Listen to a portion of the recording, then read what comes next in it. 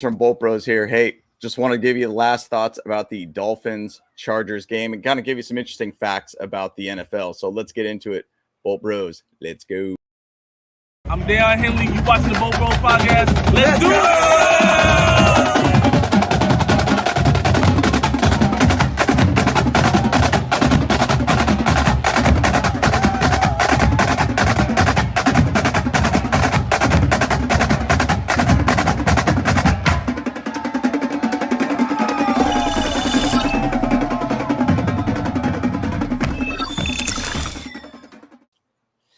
So lots to unpack from this game, obviously. Doing our live last night and just talking about our experience being at SoFi. Great time all around, regardless. Tailgates are undefeated for sure.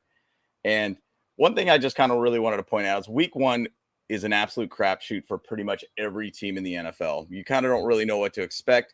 Tua even talked a little bit about it in his post game about how it's just kind of we don't really know what to expect from the team. But he did also say it was a lot of the plays that we did see on film that the Chargers ran throughout this game. So they kind of did have a lot of looks of what this offense could be, what the defense could be specifically for the Dolphins offense to play against us. So in general, they kind of knew what to expect, and it seemed like what they reviewed basically happened in this game. So they took advantage of it pretty much. But I want to give you guys some little tidbits about what I've seen around the NFL for week one. Now, of the 28 quarterbacks who played on Sunday, only 5 quarterbacks managed to throw more than 250 yards. It was a weird list. Tua Tagovailoa obviously blew us up.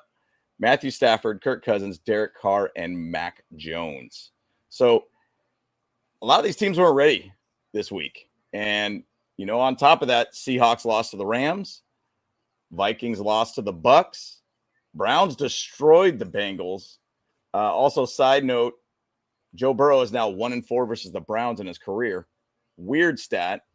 And then the Lions beat the Chiefs. Good. Interesting to see. There's just a lot of weirdness that happens in week one. A lot of good teams from last year lost week one. It's not the end of the world, guys, all around. This was just a major, major game for both Dolphins and Chargers to try to find a way to be able to get a win. Personally, I kind of put it as like it's a luxury to win this game. The NFL is still pretty even right now from all the other teams that did end up losing that are very good teams that should probably make the playoffs too. So I don't really put too much of a panic button on it. There's a lot of ugly from this game, but there's a lot of good from it. So we'll chat a little bit more about it. One quote that I saw that Daniel Popper basically talked about, he said, since 2000, the year 2000, teams that rush for more than 200 yards, allowed fewer than 100 rushing yards, which we did not turn the ball over, and won the turnover margin by at least 2, were 110-0. There was not one single team that would have lost that game until Sunday. It's kind of a tough thing to be able to swallow. And once again, another way to be able to see the Chargers finding unique ways to lose games all around. On top of that, this is actually the most yards that we have given up in a game since 2006.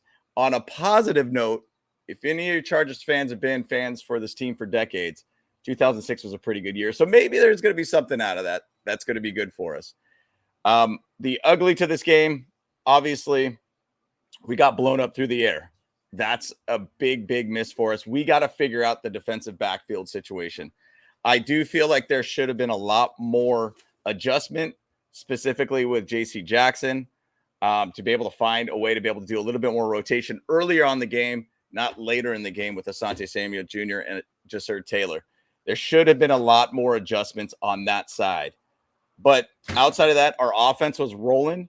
We were killing it all around offensively outside of the last play of the game. So either which way, guys, there's a lot to unpack from it. Next week is against the Titans in Tennessee. I do think that this could potentially be a get-right game, get our defense back in line. Our offense is going to score like crazy. We had a massive, massive game offensively and a very balanced game all around. So a lot to be able to take from this game, guys. But once again, guys, this is James from Bolt Bros. Let me know your guys' thoughts and all of your guys' pain points of the game, good, positive, bad, whatever it is, ugly. We'd love to hear from you guys. We'd like to be able to comment back with you and hear you guys' opinion on it. But once again, like and subscribe. Appreciate all the support, guys. Bolt Bros. Let's go.